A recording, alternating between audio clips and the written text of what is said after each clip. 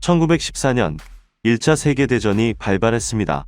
당시 막강한 해군력으로 전 세계 수많은 식민지를 보유하고 있던 영국은 독일과의 전쟁에서 자신들이 쉽게 승리할 것이라는 확신을 가지고 있었습니다.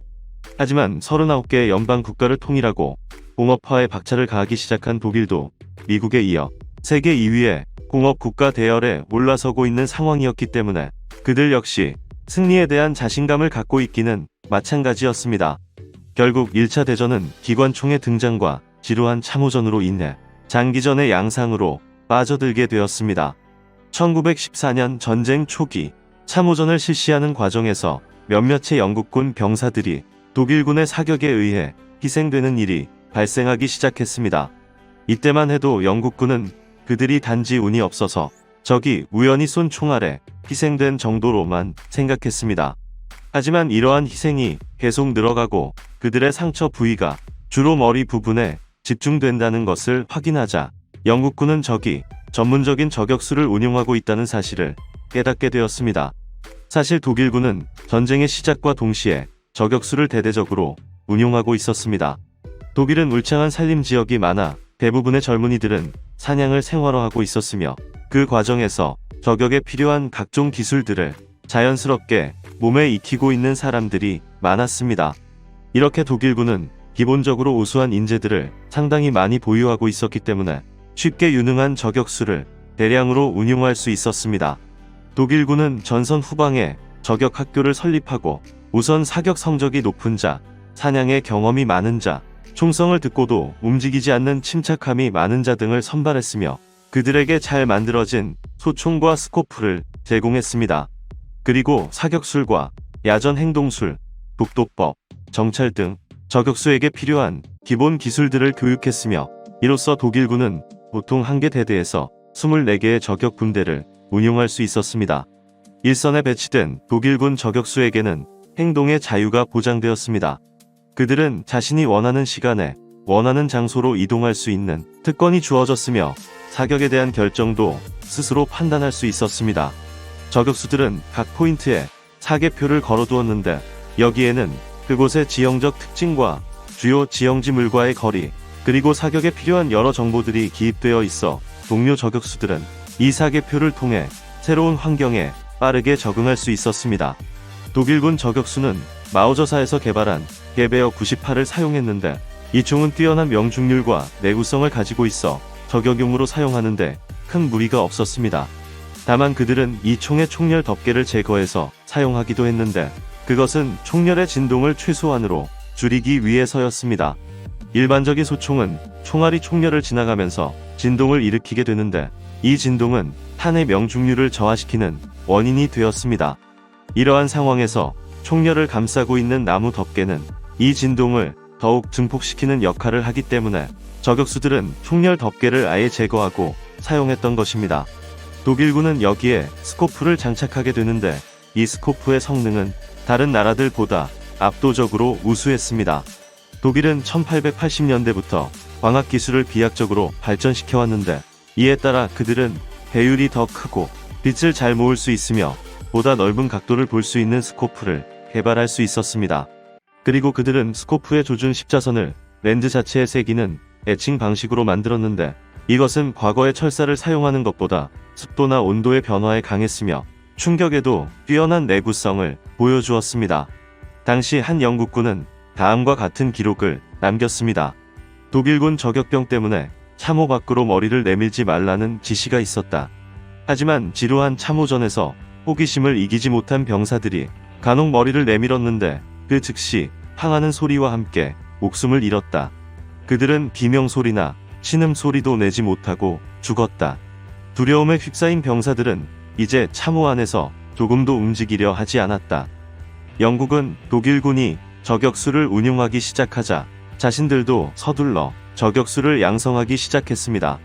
하지만 영국은 독일처럼 저격수의 자질을 갖춘 인재가 그리 많지 않았는데 그들에게 사냥은 일부 상류 사회에서나 즐기는 고급 스포츠였기 때문에 일반인들은 사냥을 접하기 힘들었고 그래서 총기를 잘 다루는 사람들이 그리 많지 않았기 때문입니다.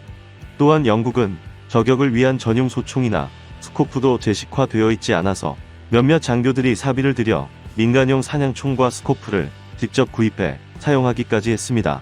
일반적인 병사들은 그들의 제식소총인 EM필드를 그냥 저격총으로 사용했는데 이 총은 총열이 짧아 사거리가 길지 않았고 스코프를 장착하는데도 상당히 불편하게 디자인되어 있었습니다. 그래서 영국군은 스코프를 EM필드의 왼쪽에 치우치도록 장착해야 했으며 이마저도 배율은 2배 정도에 불과했습니다. 이렇게 왼쪽에 부착된 스코프는 저격수들을 상당히 불편하게 했습니다.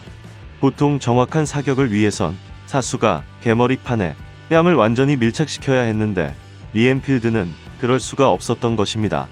따라서 영국군 저격수들은 개머리판에 압박붕대를 감거나 나무 조각을 덧대어 뺨을 댈 수 있는 패드로 사용하기도 했습니다.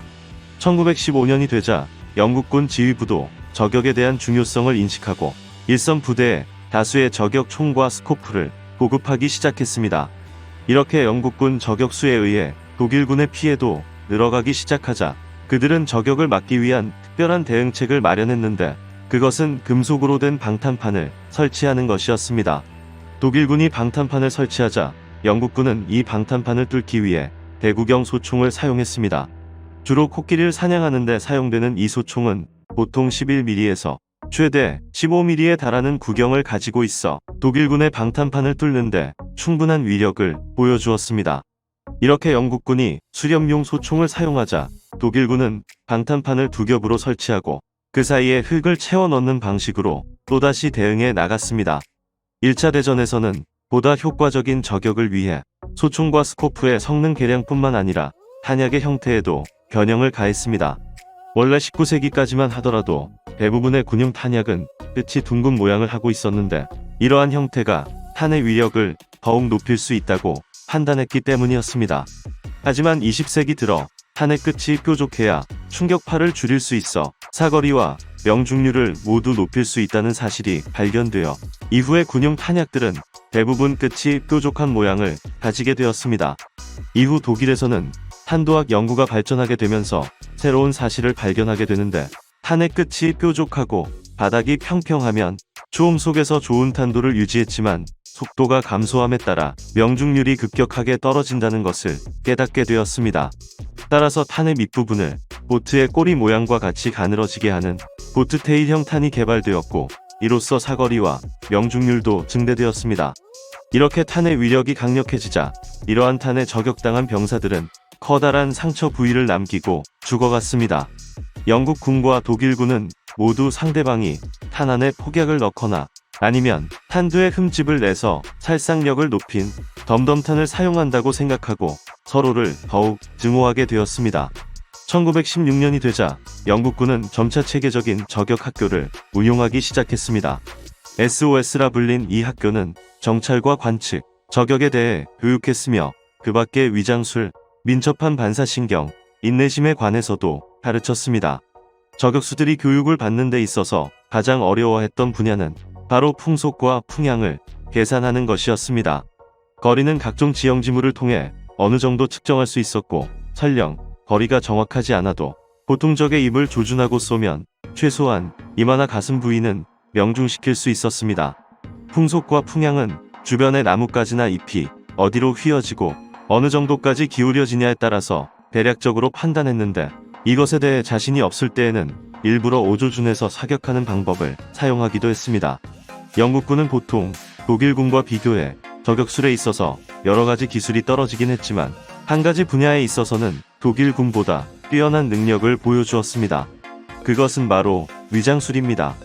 영국군에는 로베 스카웃이라는 스코틀랜드 출신의 정찰부대가 있었는데 그 숫자는 200명 정도였으며 이들은 전직 사냥꾼들로 구성되었습니다.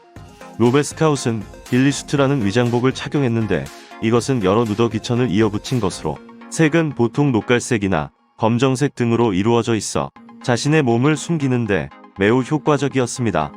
일반적인 사람들은 10야드에 매우 가까운 거리에서도 길리슈트를 착용한 저격수를 발견하지 못할 정도였습니다.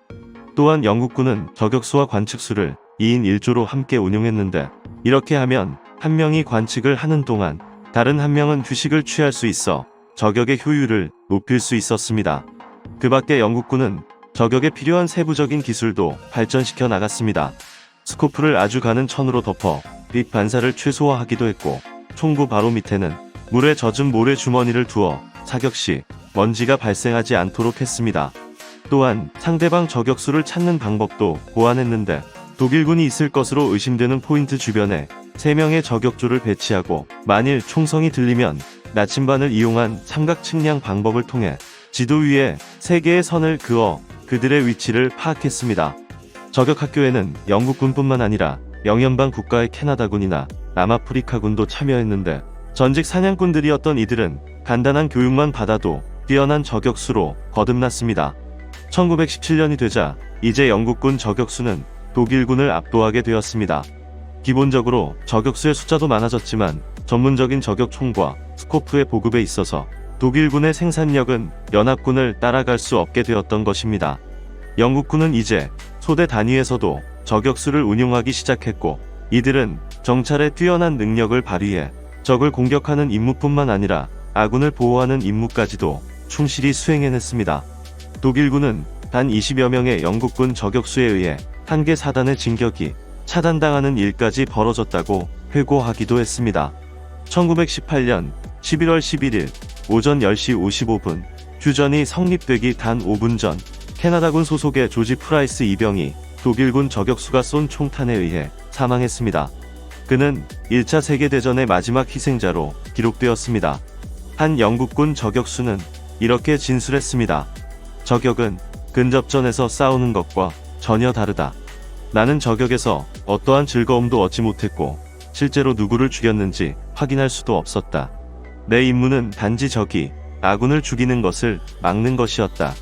만약 적이 우리에게 위협이 되지 않는다면 죽일 이유가 없겠지만, 위협이 된다면 그 즉시 처리해야 한다. 이상으로 마치겠습니다.